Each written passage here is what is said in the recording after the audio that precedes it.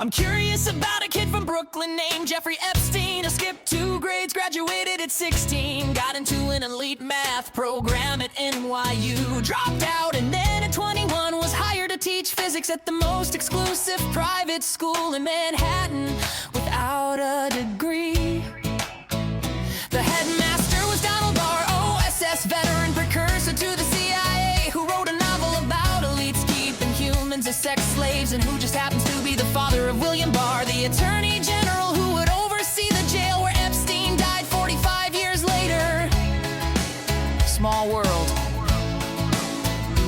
One of those students at the Dalton School where Epstein taught was the daughter of Bear Stearns CEO Alan Greenberg. Epstein told people that relationship got him his Wall Street job. Fired from teaching for poor performance, hired on Wall Street the next day. At Bear Stearns, he rose from junior floor assistant to advising the bank's wealthiest clients, including Edgar Bronfman, president of Seagram's, who would later co-found something called the Mega Group, along with Leslie Wedner and Ronald Lauder, a secret network of billionaire donors coordinating pro-Israel strategy. He joined the Rockefeller University Board, the Trilateral Commission, the Council on Foreign Relations. David Rockefeller personally mentored him, a college dropout from Coney Island, at the table with the man who built the globalist infrastructure. It seems that many were fascinated or impressed by Epstein and his connections, which helped him become even more connected. A defense contractor named Douglas Lee's and Nixon's former Attorney General John Mitchell introduced him to Stephen Hoffenberg,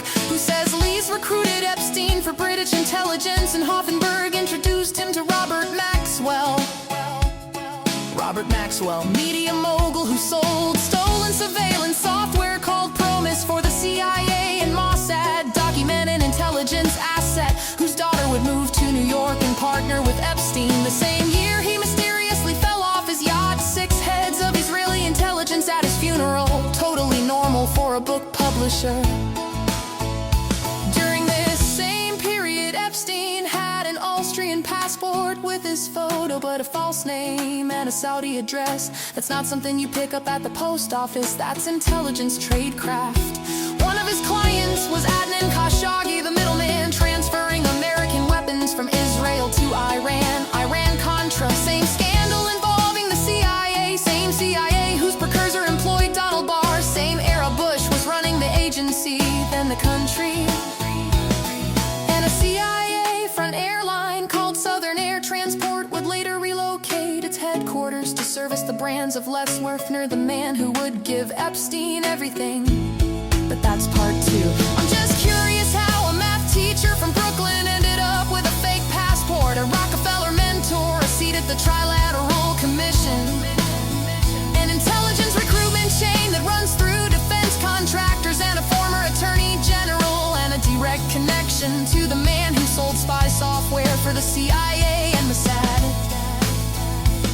And I'm curious why, when they finally arrested him, there were 10,000 videos seized and sealed, 6 million pages were they released, maybe half, 10 co-conspirators identified, and only one charge. The CIA director who visited his townhouse now controls all the intelligence, and the president who promised to release everything is attacking the congressman who wrote the Transparency Act.